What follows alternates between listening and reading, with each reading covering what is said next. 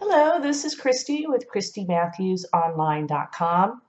Thank you for joining me today. It's day 7. Gosh, we've come a long way, haven't we? So if you've gone through all of the video series, give yourself a high five, pat on the back. If you're just joining us today for the first time, go back up on the page and you'll see a reference there, a week in review, and you'll be able to get all of the other videos. And then I'll release at the end of the week all of the videos for this week. Okay, so anyway, glad to have you here. So let's go ahead and jump into today's lesson. All right, so let me get right on over there. So on our first lesson, we talked about how to write headlines that work. And then we went into writing headlines that get results. We talked about the structure of persuasive copy. Then we talked about featuring benefits. And then we talked about sell with benefits, support with features. We talked about making an offer. And now today we're going to talk about guaranteed higher profits by using the money back guarantee. So when I mentioned on day 6 that creating a risk-free buying environment by offering a money-back guarantee, some of you said, whoa there, I can't do that. It's too risky for me. Now I understand that, and you got to think about that. Your first response might be to ask yourself how much faith you have in your offering. Because I'm sure if you didn't believe in what you're offering, you probably wouldn't be offering it in the first place, right? So if your faith is lacking, improve your product or your service. Okay, so if you take the example with Domino's Pizza or Federal Express, like we talked about a couple videos ago, the guarantee was the key that made the offers irresistible. Otherwise, they wouldn't have stood out amongst the crowd. But you've spotted the essence of the technique. You're taking the buyer's risk away and shifting it over to yourself. And that makes the buyer feel much, much more comfortable in doing business with you. Now, assuming the faith in your offering is there, here's why you shouldn't be concerned. First of all, you are going to get some returns no matter how much value you deliver, because you just cannot make everybody happy. That's just the way things are. But the real reason is that your guarantee will generate much higher number of sales. And by taking the risk away from the buyer, invariably you're going to sell to someone who the product wasn't suited for. And that's okay. The numbers are working for you. So your returns will be lower than you think, even among those who's experiencing buyer's remorse. And we like to remain consistent on a psychological basis, and our brains work hard to validate our earlier decisions. So if you couple that with the reluctance that people experience when faced with initiating the return process, especially for physical products, and the sale remains in place. I mean, some people feel really weird about returning their products. Now, when it comes to information products, some people are just going to rip you off. I mean, they just do. Now, they'll happily consume the knowledge that you offer, and they'll still demand a refund. Now, if your product is a digital product, some will share your hard work with other people, and you won't make a dime. And don't worry about it. Believe it or not, most people are honest. And don't lose sleep over those that are not. Believe me, that there's much more that are honest than those that are not. So your sales and profits are going to go up, and perhaps dramatically, because of your guarantee. So that was the goal, right? Was to make more sales and make more profit. So offer a guarantee. Now, there are certainly other methods to keep customers happy and minimize returns, but the general rule is to always make a strong, substantive guarantee that actually transfers the reader's risk back over to you. And I'm saying reader's risk, it should be the buyer's risk back over to you. Now that you're comfortable with the basics of offers, guarantees, and writing about features versus benefits, let's take a look at some unique ways to write persuasive copy with. Now, a content marketing strategy, Gregory, I hope I could say his name right, Chiatti, shares 7 scientifically backed copywriting tips. Now, writing persuasive copy is a necessity if you want to sell products, services, or other ideas online. Now, while great writing is truly an art, those looking to improve their craft as a copywriter can find a lot of help from behavioral psychology and neuroscience studies. Now, let's start with the 7 scientifically backed copywriting tips, and they'll give you the edge when you're writing your offer. So the first one is make them feel something. Imagine with this, if you will. Okay, you're watching football. The Super Bowl was just the other night, right? You're watching football and your team's quarterback gets slammed with a bone-crushing tackle, snapping a rib. Ooh. Or have you seen them when they get hit and their leg gets pulled up behind them and they ended up getting carted off the field? Can you just imagine that? Oh my gosh. So can't you just feel yourself cringing at that thought? I mean, I'm cringing just telling you about it right now. So that's the power of mirror neurons and how they affect the human mind. So according to research on the subject, these neurons activate when you observe something happening and then transfer some of the feeling, if it's powerful enough, onto you. Now, great writers know that strong emotions can be conveyed through words. So think about the first example. If you did cringe at the thought of a man breaking his ribs or having his leg twisted up behind him, you're already experiencing the effect in action. Now, when crafting compelling copy, you have to understand what keeps the potential reader up at night. It's easy for us to write out, envision this, but it's not as easy to get people to care. Now, you have to speak to a feeling that's already there, not try to force one onto your reader. Now, if you're selling software that takes the hassle out of content optimization, you need to speak to the frustrated entrepreneur who's tired of nitpicking and game playing with social media and who wants to get back, and they want to get back to writing their copy. They don't want to be dealing with, Facebook ad group or anything like that. Now, if you're selling beer, you need to invoke memories of good times spent with friends over a nice cold beverage. Or using this information to mirror neurons to transfer a desired feeling onto readers is effective, but it's only going to work if you know what makes those readers tick. So we'll go on to number 2, and I want you to be wary of selling savings. It's not always about the money. Now, here's something you should know. If you've been boasting about your low prices, you're really doing it wrong. It's not the low price leader that's always going to get the business. Now, research has shown that asking customers to directly compare prices is a really bad idea. And a study from Stanford University revealed that selling the time is far more effective for most businesses than selling money. Okay, so the lead researcher, Jennifer Aker, in the Stanford study explained why companies like Miller would use a slogan such as, "It's Miller time." I'm sure we've all heard that.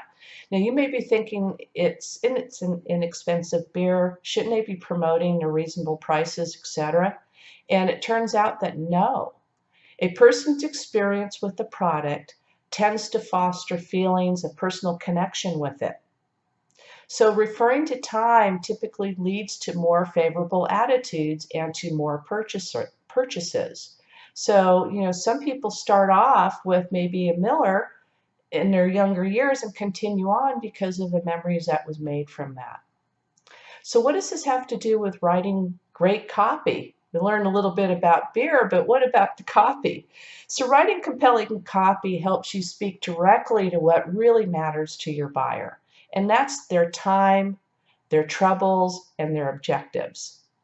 So we know that customers are willing to pay more for exceptional service, but you also need to understand that they're willing to pay your prices if you speak to them in a way that shows you value what they hope to achieve.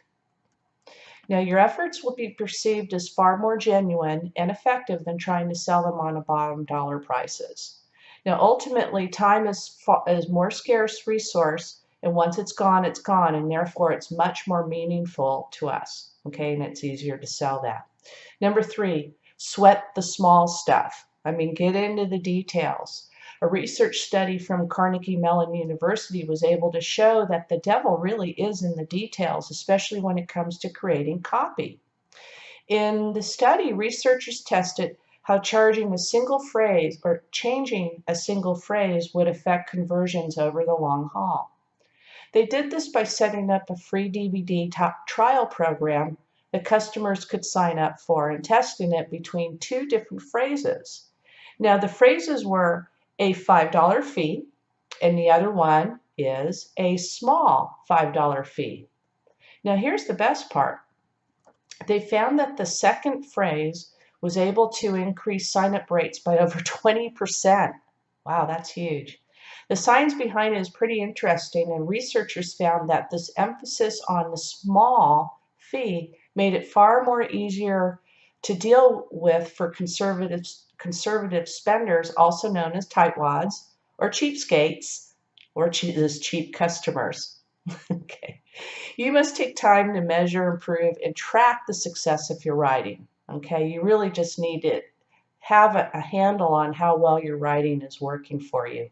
Great writers today have no excuses for not testing their work. So make sure you're keeping tabs on how it's performing.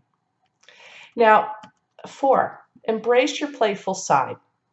Now, a big mistake that many copywriters make is making little effort to be authentic. Excuse me. Everything is high level, they promise the world, and since many consumers are hesitant to believe crazy claims, they're more likely to glaze over your copy rather than get swept up with it. So what's the answer? Create strong copy that addresses their objections head on. Now, you might be familiar with the term devil's advocate, which is when someone takes on a position they don't agree with in order to prove a point. Now, what you might not know is that the Catholic Church used to use a person called the devil's advocate when they canonized someone into sainthood. Now, their job was to find flaws with the person so that the debate around them was impartial. They ended the practice, and with good cause, because you'll soon see that playing the devil's advocate actually enhances the persuasiveness of the original argument. A study by social psychologist Charlene Nemeth was able to show that arguments framed in the devil's advocate style were more likely to persuade listeners to support the original argument rather than to disagree with it. So Nemeth and a few other researchers have concluded that this occurs because potential flaws and concerns are brought up and subsequently addressed when engaging in the devil's advocate style, either by speaker or subliminally by the listener. So when you're listening to a persuasive argument and you think to yourself, but what will that blank address? Now, you're much more likely to be persuaded if the speaker says something like this. Many of you probably are worried about blank right now. Now, because your concerns are put on in the spotlight instead of being ignored or swept under the rug, you'll get more attention with that type of a statement. So instead of trying to paint a picture of an infallible offer, point out common concerns that customers may have. Then assure them with facts, with evidence that they have nothing to worry about. Okay? Now, 5, don't rely on I can't say the word. Don't rely on adjectives alone. Some writers may not agree with this, but college kids will tell you an admissions letter is one of the most stressful pieces of persuasive copy you can write. Now, it's very much a piece of selling copy. You're selling you to someone who decides the fate of your future. I mean, that's heavy. Those admission papers are just, I know, I watched my daughter write many of them. Interestingly enough, in this analysis of persuasive admission letters, according to a Harvard MBA admissions director who read them, verbs beat out adjectives more often than not. Verbs get specific and are harder to ignore, especially in a world where everybody describes themselves with the same cliche adjectives. So here's an example. We know this guy Brian who's intelligent, hardworking, and really insightful. Big whoop, right? Now, what if we told you that he founded a successful company, he created a popular blog, and he leads a talented team? That's much more impressive, right?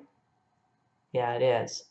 Now, verbs get in your face, and since your competitors will be fluffing it up in their copy with the adjectives they found in a thesaurus, you can win people over by describing what you actually do. And that is very, very important phrase to get. Now, number 6 is include power words, and there's 5 of them. Now, smart copywriters know that there's a certain persuasive words that hold more sway than others. And there's 5 of them. And it's you, free, because, instantly, and new. So let's break those down. You. According to a recent research examining brain activation, few things light us up quite like seeing our own names in print or on the screen. That's really exciting. Our names are intrinsically tied to our self-perception, and we become more engaged and even more trusting of a message when our name appears in it. That's why you see letters that are always, hey, Christy, or hey, just always bringing your name up throughout the copy. So in fact, that's why when you're talking to customers, you always want to mention the customer's name as often as possible. Free, the word free. Dan Ariely, in his book Predictably Irrational, revealed a study with chocolate truffles and Hershey's Kisses. And that was quite interesting. When the Kisses were advertised for free, people chose them over the truffles by 38%, despite the fact that most people had chosen the truffles when the Kisses were just a penny. Because, another word, in a classic study from Robert Cialdini, the research found that people were more willing to obey a request, in this case to cut in line, when people used the word because, even if the request was nonsensical. Example, can I use the copy machine first because I need to make a copy? Now, seems strange, but it's true. And his book is very interesting, Robert Cialdini. You should get a copy of it and read that. Very good book about persuasion. The next word is instantly. Now, we all want things yesterday, and according to certain MRI studies, few words light up our midbrain quite like those that invoke a sense of a fast reward. That's exciting. Now, let people know you'll solve their problems quickly and they'll be more prone to buy. Remember, we're problem solvers. So solve problems and you'll get more people attracted to you. Next is new. Novelty plays an incredibly important role in activating our brain's reward center and in keeping us happy with our purchases. The research shows that perceived newness is important for a product, but can actually be damaging for a brand. People trust brands that have been around for a long time. So, we're going to stop right there today. So, a lot of stuff there. Was it good stuff? Yes? Hey, did you get some value from today's lesson? And if you did, would you please leave me a comment down below and also share it so others can get this information too. Stay tuned because the next episode will discuss transportation of persuasion. And if you just stay on a little bit longer, I'll explain some more free training that's available for you. So go ahead and listen on for maybe another 3 minutes or so you can learn how to get access to that training. Okay, thank you, and I'll see you on the next video. Have a great day. Bye now. Hi, thanks for staying. I appreciate you being here. And I'm glad that you want to hear about the additional training that's available to you. So as I said at the beginning of the training is that I have some additional free training for you. But I want to explain that that is actually attached to the Copywriting Mastery course. So I don't want you to think that you're going to be hoodwinked into some purchase funnel. But you are going to have to click on the link to access the first video, which is some awesome free training. It's about 90 minutes long, and that's by Brian Finale, an absolute, truly gifted copywriter. He also, like I said, he has a comprehensive course that's available for you as well. So if you'd like to get some more training and go deep with this subject, that would be a great course. Also left you access there for list development and list relationship building by Diane Hochman, and that's called Twist Your List. It's a phenomenal course. I've been through it myself. It has tremendous amount of bonuses that it's just chock full of value and so many years of knowledge and expertise. Uh, I just can't say enough about them. There are different price points and different types of styles between Brian and Diane. So check them all out. They're all fabulous, whatever you decide to choose. So I just wanted to let you know that those links are up there in the comment section, describing today's training. So you'll find the links there. So you have a great day, and I'll see you next time. Bye now.